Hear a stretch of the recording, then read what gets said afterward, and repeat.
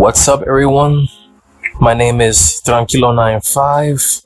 I'm a big fan of New Japan Pro Wrestling, and I am here to talk to you guys about the New Japan Cup 2023. So, in my last video, I reviewed and talked about the tournament matches from Night 1, Night 2, Night 3, Night 4. And in this video, I'm going to do the same. I'm going to talk about the tournament matches from Night 5 all the way up until Night 8. So, I just finished watching Night 8. I'm basically halfway done with the New Japan Cup. Only 4 more shows to go. It's been a fun tour. The tag team matches have been really fun. The different combinations. The build up to Leo versus Hiromu has been awesome to see. And the stories being told during the tournament matches, while also in the tag team matches, have been awesome to see. So yeah, before I move on, just to tell you a little something about myself. My name is Tranquilo95. New Japan Pro Wrestling is currently my favorite promotion right now. I watch other promotions as well: W.D.A, AEW, Impact Wrestling, sometimes Pro Wrestling Noah, NXT. I've been trying to watch Ring of Honor, but right now there's just too much wrestling at the moment, which it's good for the pro wrestling business to have more than one major promotion. You have different options to choose from. If you don't want to watch a certain company, you watch a different company. But for me, my favorite promotion over the last couple years has been New Japan Pro Wrestling. I started watching New Japan Pro Wrestling full time back in 2016. It was at a time where I was disinterested with the current WWE product, and I decided to give New Japan a chance, and haven't looked back ever since. And I would admit, during the pandemic era, 2020, 2021, last year, it was tough to watch New Japan, especially with the booking, their rosters being cut to half, the crowds not being able to cheer or boo. But so far this year has been a really good year for New Japan Pro Wrestling. It seems like they're slowly going back into their peak. For me, New Japan peak years for me were 2017, 2018, and 2019. For me, those have to be my favorite years of New Japan Pro Wrestling. And I've also watched some older matches of New Japan, and one thing that New Japan Pro Wrestling I've noticed about them is that they can go through bad times, bad booking periods, dark times, whatever. The one thing that will never be lost about New Japan is their wrestling style. The Japanese style of wrestling, the matches. In my opinion, they are the best wrestling company in the world today. That's just my opinion. There's no company in the world that does wrestling better than New Japan Pro Wrestling. That's just my opinion. I stand by it. Everyone's gonna have their opinions. We can all agree and disagree respectfully. Some people prefer AEW, some people prefer WWE, some people even prefer Impact Wrestling or Ring of Honor. It's what makes pro wrestling fun. And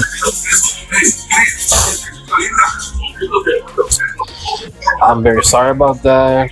Where I live at, a lot of noise happens. As I was saying, pro wrestling is fun when there's more than one big promotion that you can support. It's not fun where there's a big monopoly and there's only one major company in town. Like, And it seems like pro wrestling, they're kind of going back to the territorial days. We're seeing wrestlers from different promotions appear at different companies all at once, and it's making pro wrestling a lot more fun. So I hope they keep it that way. Maybe someday pro wrestling will have another big boom period where, in a way, it kind of is going through a big boom period. It feels like pro wrestling, it's kind of slowly becoming cool again. It's becoming cool to like pro wrestling again. I've noticed that. So let's keep it up, guys. Anyways, let me not lose track. So night 5 of the New Japan Cup 2023. Hold on, let me check my notes. We had Tetsuya Naito versus Chase Owens, and then we had in the main event Sanada versus Kento. So Naito versus Chase Owens. Keep in mind, guys, this video will have spoilers. If you don't wanna check out spoilers, maybe you haven't seen the New Japan Cup yet, I suggest don't watch the video if you don't want spoilers. So Naito, he defeated Chase Owens, and this match wasn't exactly as good as Naito versus El Phantasmo. That match was really good, but I liked it. It was solid. It was a solid match. Chase Owens, throughout the years, he's grown to become one of my favorites. Even though he's not up higher on the card, but Chase Owens, sometimes he can bring it. Especially in the G1 and in tournament matches, Chase Owens, he does very well. The guy, he could be a tag team wrestler, he could be a singles guy, but it's like they say in commentary, he is that good. Very underrated. Would love to see him win a singles title in the future, but let's see what happens. As for Naito winning, I'm all for it. I'm a big Naito fan, even though the years haven't been too well to him, and he's slowly being, his body is kind of slowly breaking down. They're slowly moving him down the card. It would be cool for Naito to win a world title one last time. Give him the Tanahashi treatment before losing it to someone new.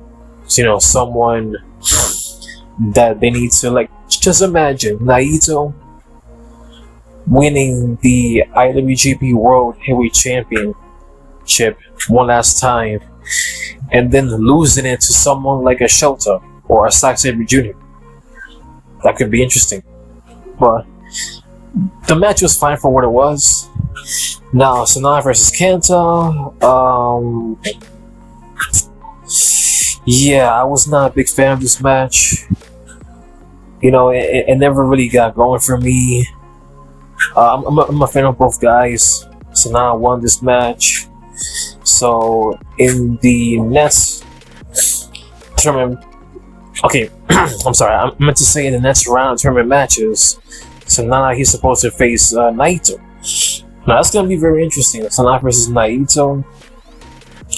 Makes you wonder, what story will be told in that match. And as for Kenta, I'm liking the fact that he's strong overweight champion, but I'm kind of wondering what's going to happen with New Japan Strong. There's a rumor that they might get rid of it, and then New Japan Ring of Honor, they might have a show together. I'm not sure.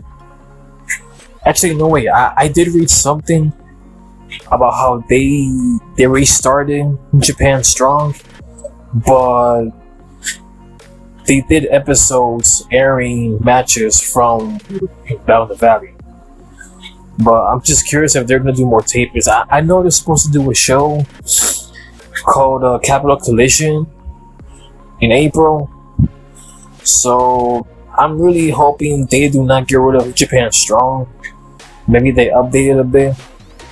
So yeah, so now he defeated Kenta. The match was okay, but I wasn't a big fan of it. Night 6 of the New Japan Cup, we had a much better night. We had Tama Tonga defeating Aaron Henare, and we had Hiroki Goto defeating Kyle Fletcher.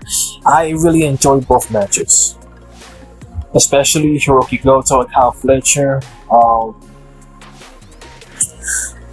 Fletcher, he's definitely one of the breakouts of this tournament. His match with Yoshihashi, I don't want to be one of those people that say, "Oh, I've always known about Aussie Open," but I've known about them for years, mostly thanks to Progress Wrestling and some of the matches I've seen from them in the Indies. But to see Mark Davis and Kyle Fletcher breaking out as singles guys in the New Japan Cup has been really fun. Has been very interesting, and watching Japan, it's always awesome and fulfilling to see wrestlers break out, whether it's in tag team matches or singles matches. But all it takes is that one singles match for you to break out and show, like, damn, this guy's really good. Tama Tonga versus Aaron Henare, I enjoyed the match as well. It's also been awesome to see Aaron Henare breaking out. Well, not just Aaron Henare, but also Tama Tonga. They've both broken out as singles guys. Aaron Henare, there was a time where he was stuck in the tag matches, was always the guy eating the pinfalls, but now he's getting big wins over guys like Tanahashi and Shingo. Tama Tonga, he's currently the Never Weight champion. He was also a tag team guy, but he's been breaking out as a singles babyface guy, and he just seems like the complete package. Tama Tonga, has the look, very athletic. His matches have been good. He seems more motivated.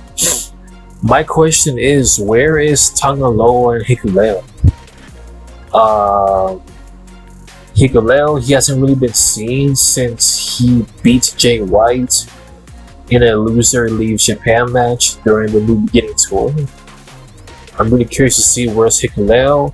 Tonga Loa, he hasn't been seen since last year, so I'm hoping he's not injured, or it's not one of those cases where maybe he might leave the company and try to break out somewhere else, a singles guy. But let's see. Night 7 of the New Japan Cup, we had Evil versus Jeff Cobb and Will Ospreay versus Mark Davis. So Evil versus Jeff Cobb, and then the way you kind of expected, Evil defeating Jeff Cobb with shenanigans. That's been his thing with House of Torture. And the match wasn't bad. It had its moments. It was one of those matches that it was good enough to watch, but the shenanigans take you out of it. And if this was LIJ Evil versus Jeff Cobb, this would have been a hard-hitting match with no shenanigans. But I've gotten used to it. The Evil that we've known from back when he was in LIJ, that Evil doesn't exist anymore. He's now resorted to using weapons or cheating every match. My question is, what's the end game for House of Torture, for Evil, Yujiro, Sho, and Big Toga? Are there always going to be a 4-man faction? Will they ever add new members to the group? I feel like they should at this point, if they want to keep the faction fresh and interesting, they should add at least a 5th or 6th member to make it look more dominant, And I'm dying for the day that House of Torture, they split from Bullet Club and they become its own faction. Let's see, what else? Oh, Will Ospreay and Mark Davis. They had a banger of a match. Definitely one of my favorite matches of the New Japan Cup. So Will Ospreay, him beating Mark Davis was out of question. You know, no one really expected Mark Davis to beat Will Ospreay.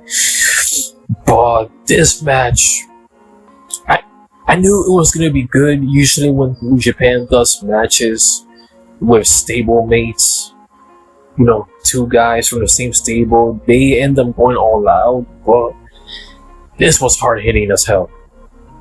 Very hard hitting. Once again, it's been awesome to see Mark Davis and Kyle Fletcher break out as singles guys. Will Ospreay, he's Will Ospreay. You know, he's always gonna pull out a great match with almost anybody. I'm hopeful that someday, you know, he wins the G1 and main events with Okada, or wins back the IWGP World Heavyweight title. That seems to be the story they're going with. You know, Will Ospreay redeeming himself and coming back to the top. But let's see where it goes from here. And then we had Night 8, which I recently watched. We had David Finlay defeating Great Okan, and we had Shota Umino defeating Zack Sabre Jr. So David Finlay, so far, I'm liking him being part of Bullet Club. Even though it feels kind of weird, it just seems like they needed someone to take Jay White's place. And they said, oh look, we have David Finlay, so let's put David Finlay in the Bullet Club spot. But David Finlay, while I like him as a heel in Bullet Club, it just doesn't feel like he's the right guy to be leading Bullet Club. You know, I could be wrong. You know, maybe it's gonna take time and more big wins for people to see David Finlay as the new leader of Bullet Club. But it just felt natural for El Phantasmo for him to lead Bullet Club. And I guess maybe that's why they're clashing, why they're having issues. You know, it could be, the story could be that maybe El Phantasmo was jealous that he got passed over for David Finlay. You know, it just seems like El Phantasmo, he's not going to be in Bullet Club for a long time. Especially if, you know, with David Finlay, he wants to make Bullet Club more heelish. El Phantasmo, he wants to be more babyface-ish. So, yeah, I'm really curious to see where it goes from here, but it just seems like El Phantasmo is gonna get the boots like Tama Tonga did last year. And yeah, it's crazy to see how Bullet Club has evolved. You know, this faction started 10 years ago, and they're always changing members, leaders, going through different motions. You know, they may not be as popular as they were back then, but you know, people forget Bullet Club is still very popular, especially in Japan, in the States. They sell a lot of merch. It just feels like one of those factions that they're never gonna die, but they will go through a lot of different phases. You know, we saw the Prince Devitt era, AJ Styles era, Kenny Omega era, Jay White era, and now we're in the David Finlay era. So let's see where it goes from here. As for Shota Umino, Zack Sabre Jr., very hard-hitting, British-based match. Shota Umino defeating Zack Sabre Jr., it wasn't really that much of an upset. You know, it kind of made sense. You know, you have Shota Umino as the next challenger to Zack Sabre Jr.'s World TV title. So it made sense. The match was really good. Definitely a lot better than I expected. But there was a part during the match where Shota Umino, he was kind of acting heelish. He even pushed his dad, who's the referee, Red Shoes Uno, kind of shoved him out of the way. It's like, you know, basically saying, get out of my way, I want to beat this man up. Yeah, you know, I guess I'm really curious to see like how Shota Umino develops this year and that year. Same with Ren Narita. You know, like it's crazy. I watched these two guys from being young lions to now be full-time main roster guys in different factions, in different directions. You know, Ren Narita signed with Desperado, Suzuki in the Strong Style faction. Shota Umino, he's not really in a faction. You know, I'm not sure if Shota Umino, they're gonna put him in the faction in the future, or they'll just keep him in the main unit Hantai. But a heel Shota Umino will be very interesting. So yeah, guys, that's pretty much it. That's my review for today. Sorry if I went too long. I had too much to say, but the next time I make a video, I'm gonna be reviewing the last 4 nights. Just to, well, actually no, I'm probably gonna review night 9, 10, 11 in one video, and then the finals of New Japan Cup I'll do it separately, so that way it could be its own video. But besides that, thank you for watching, guys. Thank you for listening. I'd appreciate it. If you can like this video and share it everywhere, I would really appreciate it. Thank you so much. Take care, everyone. Peace.